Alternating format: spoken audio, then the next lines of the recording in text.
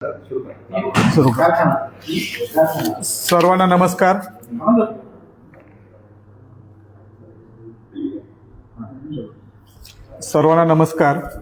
मी सुरेंद्र नवले, निवडणूक निर्णय अधिकारी, मावळ जिल्हा परिषद पंचायत समिती.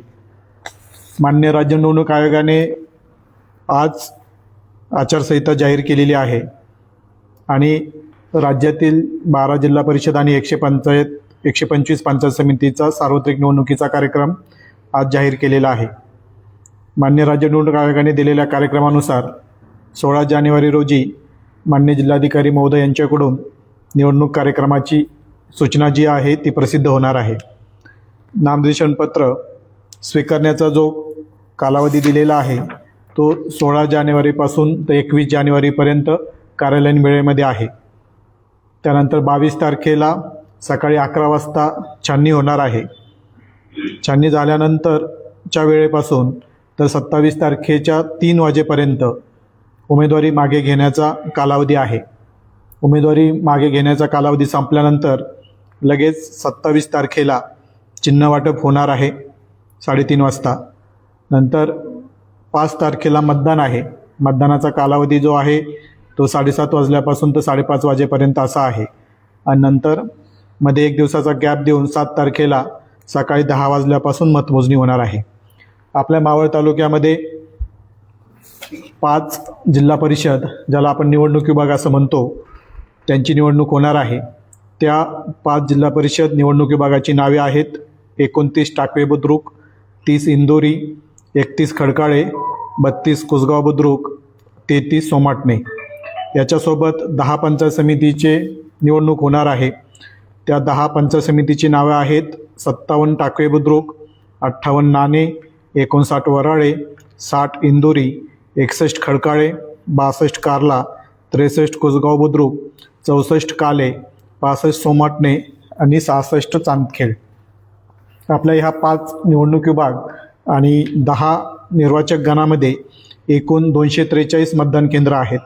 ह्या आपली जी निवडणूक आहे ही 243 मतदान केंद्रावर घेतली जाणार आहे.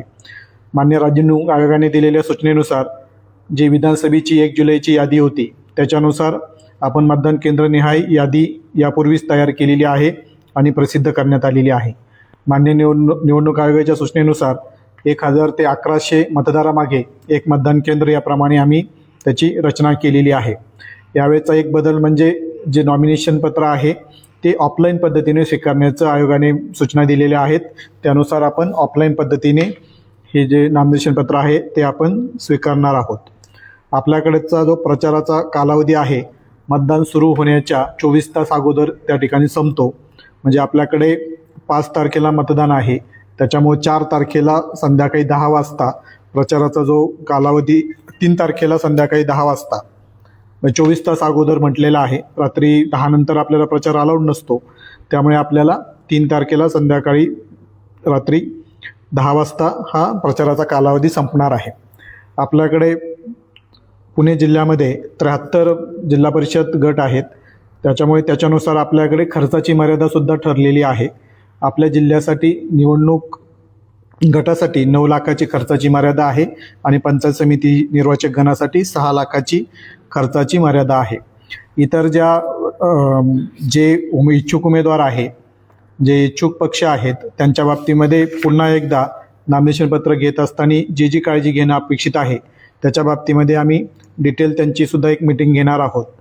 म्हणजे सूचक किती असावेत, आपल्याकडे अनामत रक्कम किती असावी, AB फॉर्म देण्याचा जो कालावधी आहे तो कसा असावा, त्याच्यानंतर चिन्ह वाटपाच्या बाबतीमध्ये त्यांनी जे पसंतीक्रम द्यायचे ते कसे द्यावेत, याच्या बाबतीत स्वतंत्ररित्या इच्छुक उमेदवार आणि सर्व पॉलिटिकल पक्षाची आम्ही पुन्हा एकदा मीटिंग घेणार आहोत. एकदा मावळ तालुक्यातल्या 5 गटातले आरक्षण आणि जिल्हा पंचायत समितीचं आरक्षण एकदा सांगा.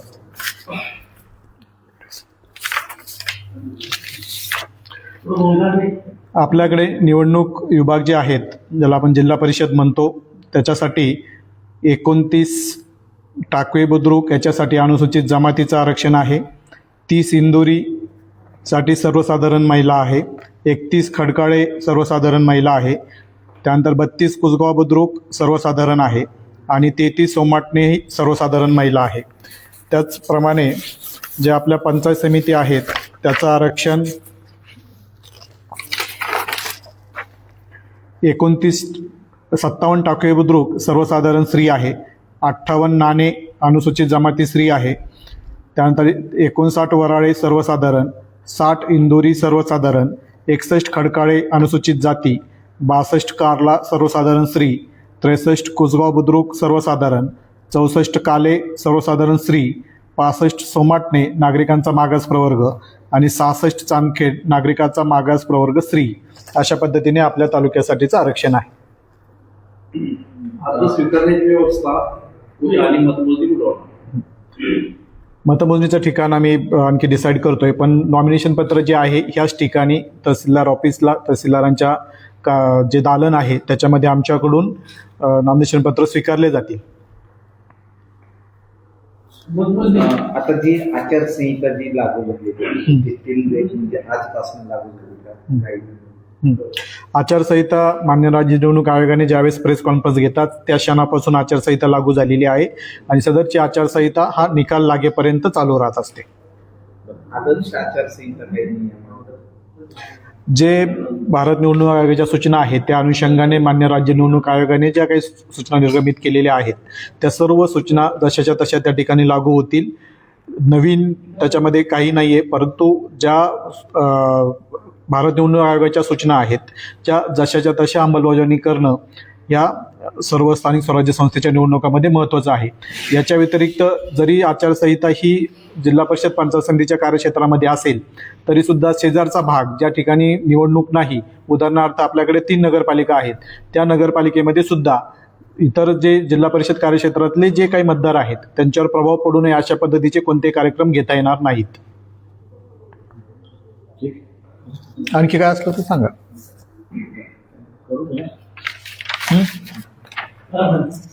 एका फक्त निवडणूक कार्यक्रम हे करायचे परत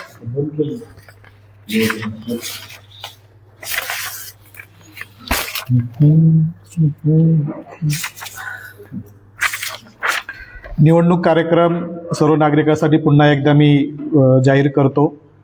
16 तारखेला माननीय जिल्हाधिकारी महोदय यांच्याकडून निवडणूक कार्यक्रमाची जाहीर नोटीस प्रसिद्ध होईल. त्यानंतर 16 तारखेपासून तर 21 तारखेपर्यंत नामनिर्देशन पत्र स्वीकारण्याचा कालावधी आहे. त्याचा जो कार्यालयीन वेळ आहे तो 11 ते 3 या कालावधीमध्ये आपण नामनिर्देशन पत्र स्वीकारत असतो. 22 तारखेला सकाळी 11 वाजता छाननी होणार आहे. त्यानंतर 27 तारखेपर्यंत म्हणजे 27 तारखेच्या 3 वाजेपर्यंत उमेदवारी मागे घेण्याचा वेळ आहे.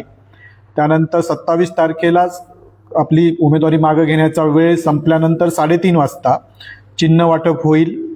दिनांक 5 फेब्रुवारी रोजी सकाळी 7:30 वाजल्यापासून तर संध्याकाळी 5:30 वाजेपर्यंत मतदान होईल आणि 7 तारखेला सकाळी 10 वाजल्यापासून मतमोजणी चालू होईल. सर यामध्ये इलेक्शनमध्ये प्रचारासाठी किती कालावधी प्रचार करण्यासाठी? प्रचार कालावधी नॉमिनेशन दाखल केल्यापासून उमेदवार त्याचा प्रचार करू शकतो. आपल्याला मतदान सुरू होण्याच्या 24 तास अगोदरपर्यंत जो प्रचार आहे तो करता येईल. आपल्याकडे 5 तारखेला मतदान आहे, त्यामुळे आपला जो प्रचाराचा कालावधी आहे 24 तास अगोदर आपण जर बघितला तर 3 तारखेला रात्री 10 वाजता प्रचार संपेल. यामध्ये जे राजकीय पक्षांचे जे चिन्ह आहे चिन्हाच्या बाबतीमध्ये काय नवीन नियमावली आहे? चिन्हाच्या बाबतीमध्ये बदल काही नाही आहे. ज्या आयोगाच्या सूचना आहेत तेच आहेत. ज्याप्रमाणे आपण भारत निवडणूक आयोगाच्या सूचनेप्रमाणे मतपत्रिकेवर नावं घेत असताना सगळ्यात वरच्या बाजूला जे राष्ट्रीय पक्ष आहेत त्यांची आपण नावे घेत असतो. 2 नंबरला आपल्या राज्यातले जे मान्यताप्राप्त राज्यपक्ष आहेत त्यांची आपण नावे घेत असतो. 3 नंबरला आपण जे मान्य राज्य निवडणूक आयोगाने मान्यता दिलेले इतर जे पक्ष आहेत त्यांची नावे घेत असतो.